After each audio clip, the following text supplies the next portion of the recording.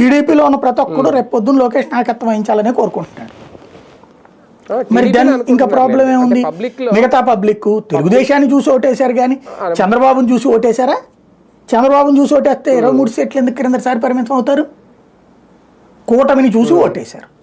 కూటమిలో పవన్ కళ్యాణ్ ఉన్నాడు, భారతీయ జనతా పార్టీ ఉంది. ఇక్కడ విజన్లో అనుభవాలు ఇవేమి ఆలోచించట్లేదు ప్రజలు. ఇప్పుడు అదే అయితే కనుక నేను అనేట్టు 2019లో గెలవాలి కదా. విజను డాక్యుమెంట్లు ఇవన్నీ అప్పుడు కూడా ఉన్నాయి కదా. అంటే అది 2014లో 19లో కూడా ఉన్నాయి కదా. ఇంకా అంతకంటే డెవలప్మెంట్ కదా చెప్పింది. కానీ అవలేదు కదా.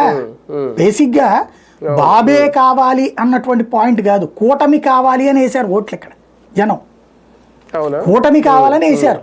అంటే ఆ ప్లేస్ లో అప్పుడు లోకేష్ వచ్చేసేవాడు, ఖచ్చితంగా వచ్చేసేది అప్పుడే. ఎందుకంటే జగన్ మీద ద్వేషం పెంచడంలో సక్సెస్ అయ్యారు. రెండవది ఇది కాబట్టి ఆ కాన్సెప్ట్తో నడిచేది అప్పుడు. ఇప్పుడు ఒకటేంటంటే తెలుగుదేశం పార్టీలో మాట్లాడిన వాళ్ళు శ్రీనివాసులు రెడ్డి పాలిట్ బ్యూరో ఇచ్చారు, పార్టీ పదవి ఉంది కానీ ప్రభుత్వ పదవి లేదని ఫీల్ అవుతున్నాడు ఆయన. సోమిరెడ్డి చంద్రమోహన్ రెడ్డి క్రిందసారి కూడా ఎమ్మెల్సీ ఇచ్చి మరి ఆయన మంత్రిని చేశారు. అంత చక్కటి పొజిషన్లో ఉన్నటువంటి ఆయన ఒక్కసారిగా ఇప్పుడు అప్రతిహాతంగా వెలుగుతున్నది తెలుగుదేశానికి, విచ్చలవిడిగా ఉంది పవరు. ఇట్లాంటి సందర్భంలో తనకు ఆ పాత్ర లేదని ఫీల్ అవుతున్నాడు. అందుకని బాబు నేను సీనియర్నండి, మీ నాన్నతో కలిసి పనిచేశాను, నన్ను గుర్తుపెట్టుకోండి లోకేష్ గారు అని గుర్తు చేశాడు. అట్లాగే పిఠాపురం వర్మ పవన్ కళ్యాణ్ గారి పుణ్యం అని చెప్పి పక్క వెళ్ళిపోయాడు. ఒకప్పుడు ఇండిపెండెంట్ గెలిచినటువంటి వాడు. అట్లాంటి వాడు పవన్ కళ్యాణ్ పుణ్యం అని చెప్పేసి పక్క వెళ్ళిపోయాడు. ఆయన పట్టించుకోవట్లేదు. ఇప్పుడు ఆయన గనక సీట్ ఇస్తే ఏ ఎమ్మెల్సీనో ఇచ్చి ఏ మంత్రి ఇచ్చాడు అనుకోండి పవన్ కోపం వస్తుంది. కాబట్టి ఆయనకి ఇవ్వకపోతేనేమో ఆయన భవిష్యత్తు ఏంటో తెలియదు. కాబట్టి బాబు నాకు కనీసం ఎమ్మెల్సీ అన్న ఇవ్వండి, మీరు మంత్రి ఇచ్చినా ఇవ్వబోయినా నన్ను గుర్తుపెట్టుకొని మీ నాన్నగారు నాతో ఇంతకుముందు చెప్పారు అని గుర్తు చేయడం కోసం పిఠాపురం వర్మ మాట్లాడింది.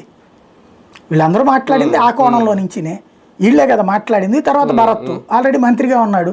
భవిష్యత్తులో ఇక మళ్ళీ చంద్రబాబు మంత్రివర్గాలు కాకుండా తర్వాత లోకేష్ మంత్రివర్గాలే వస్తాయి. అప్పుడు ఈ మాట్లాడిన భరత్ గుర్తుంటాడు కదా, సామాజిక వర్గ పరంగా పనికొస్తాడు, రాయలసీమ సెంటిమెంట్ ప్రకారం పనికొస్తాడు. రెండు రకాలుగా లోకేష్ బాబు నన్ను గుర్తుపెట్టుకొని నేను ఇంత పొగిడానని గుర్తు చేస్తున్నాడు. వీళ్ళందరినీ ఆయన లోకేష్ గుర్తుపెట్టుకుంటాడు. ఎందుకు ఫస్ట్ తరంలో నన్ను ఆయన సీఎం చేయాలని చెప్పి బహిరంగంగా చంద్రబాబు గారు ఏమంటారో అన్న ఫీలింగ్ లేకుండా, భయం లేకుండా మాట్లాడినటువంటి వాళ్ళు. కాబట్టి వాళ్ళు చేసింది అంతే తప్పించి ఇందులో ఇది ఓ రకంగా చెప్పాలంటే సోషల్ మీడియాలో పుట్టినటువంటి ఒక విప్లవం. దాంతో ఒక్కసారిగా అప్పటిదాకా నెక్స్ట్ మావాడే సీఎం అనుకుంటున్నటువంటి జనసేన శ్రేణులకు ఒక అభద్రతా భావం వచ్చింది.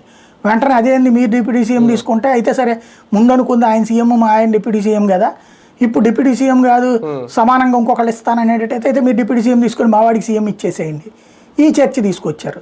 రెండవది అదిగో చూడండి ఏరు దాటాక దెబ్బ తగలేసే రకం, ఎంతమంది అట్ట చెప్పి మళ్ళీ ఎట్టెట్ట చేస్తారు అంటూ చర్చ బిగిన్ చేశారు. ఒక అభద్రతా భావాన్ని, అపనమ్మకాన్ని సృష్టించారు.